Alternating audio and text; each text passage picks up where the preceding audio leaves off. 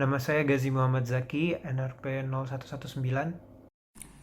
Ya, nama saya Kemal Jabir, NRP 17143. Saya Asmaul Husna, NRP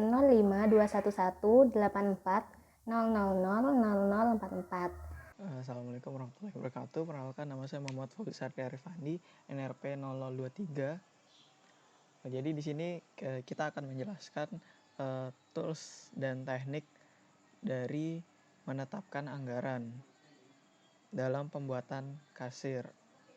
Jadi tools yang pertama yaitu historical relationship adalah salah satu alat dan teknik untuk proses PMI untuk menentukan anggaran. Hubungan ini dapat digunakan sebagai bagian dari estimasi parametrik atau estimasi analog.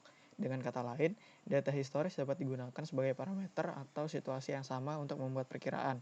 Misalnya, jika kita tahu berapa banyak sumber daya yang digunakan untuk membuat biaya toko cabang baru atau berbagai ukuran toko, nah biaya beberapa faktor utama seperti harga sewa, terus itu kita dapat menggunakan data dari pembukaan cabang sebelumnya. Jadi bisa dilihat historical sebelumnya dan bisa melakukan interpolasi. Kira-kira seperti itu. Selanjutnya yaitu reserve analysis. Reserve analysis atau analisis cadangan adalah suatu teknik analitik yang digunakan manajer proyek maupun tim proyek yang bertujuan untuk memelihara dan mengelola proyek dengan lebih baik. Terdapat dua jenis cadangan yang harus dipertimbangkan selama analisis cadangan. Yang pertama yaitu contingency reserve. Contingency reserve merupakan cadangan waktu atau buffer dalam suatu proyek.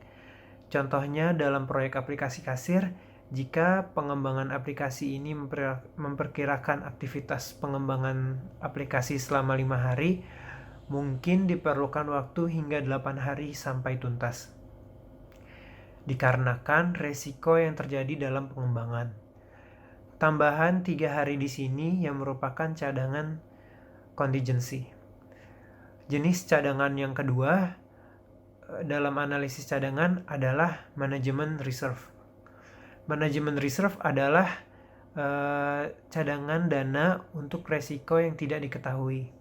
Sebagai contoh, dalam aplikasi kasir, estimasi dana pengembangan sebesar 20 juta. Tetapi mungkin karena terdapat beberapa kendala, maka akan diperlukan biaya hingga 25 juta. Tambahan 5 juta di sini yang akan menjadi cadangan manajemen untuk mengakomodasi risiko. Sekian.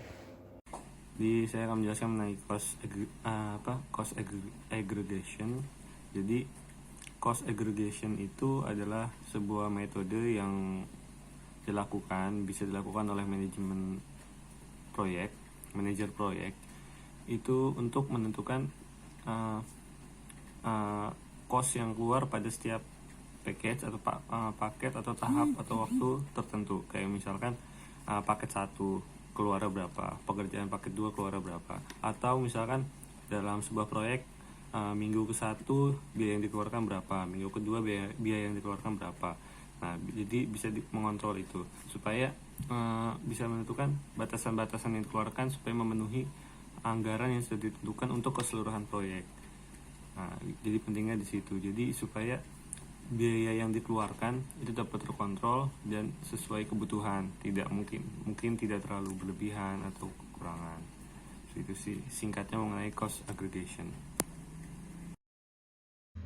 Nah, selanjutnya ada metode expert judgment. Dalam pengaplikasiannya, expert judgment ini digunakan untuk situasi yang memerlukan pertimbangan dari para ahli untuk menyelesaikan, memvalidasi, menafsirkan, dan mengintegrasikan data yang tersedia. Para ahli juga menilai dampak perubahan yang akan terjadi pada organisasi, melakukan prediksi kejadian di masa mendatang, dan menimbang konsekuensi setiap keputusan, menentukan keadaan saat ini, dan menyediakan unsur-unsur yang dibutuhkan untuk proses pengambilan keputusan yang tepat. Nah, prosedur-prosedur pada expert judgment seperti berikut. Yang pertama, kita memilih dan mengonfirmasikan proyek apa yang akan dianalisa biayanya. Kemudian, kita membuat daftar pertanyaan atau pernyataan yang berhubungan dengan proyek tersebut. Selanjutnya, kita memilih beberapa ahli untuk melakukan penilaian atau perhitungan biaya. Kemudian kita meminta para ahli untuk melakukan perhitungan biaya sesuai data yang telah diberikan. Selanjutnya, kita membuat laporan dan mendiskusikannya bersama tim. Selanjutnya, apabila perhitungan dari para ahli tersebut kurang tepat, kita dapat meminta para ahli untuk melakukan revisi. Yang berikutnya, kita juga akan membuat laporan yang kedua. Nah, dari situ akan muncul perkiraan biaya yang tepat dari hasil metode expert judgment. Nah, selanjutnya yaitu funding limit reconciliation. Ini merupakan salah satu teknik menetapkan anggaran untuk mengestimasi biaya dari aktivitas-aktivitas untuk membuat cost baseline terautorisasi dari proyek pembuatan aplikasi kasir ini. Selain cost baseline yang nantinya akan masuk ke dalam dokumen Project Management Plan, bagian ini juga akan memberikan updates pada project documents, yaitu pada bagian cost estimates, project schedule, dan risk register. Pengeluaran dana harus direkonsiliasi atau dicocokkan dengan batasan dana yang telah menjadi komitmen dalam proyek pembuatan aplikasi kasir. Nah, dengan funding limit reconciliation ini, kita dapat melihat varian atau selisih antara batas pendanaan dan pengeluaran yang telah direncanakan. Dengan melihat hal ini, project manager jadi tahu apakah harus melakukan reschedule pekerjaan atau tidak untuk meratakan tingkat pengeluaran. Biasanya ini dilakukan dengan menetapkan batasan tanggal yang diberlakukan untuk sebuah pekerjaan ke dalam jadwal proyek. Misalnya, pekerjaan melakukan coding pada proyek pembuatan aplikasi kasir ini telah ditetapkan dari tanggal 10 Maret sampai 10 April, maka programmer harus melakukan komitmen agar pekerjaan coding tidak melebihi tanggal 10 April, menghindari pengeluaran dana yang tidak diperlukan dan over budgeting. Terima kasih.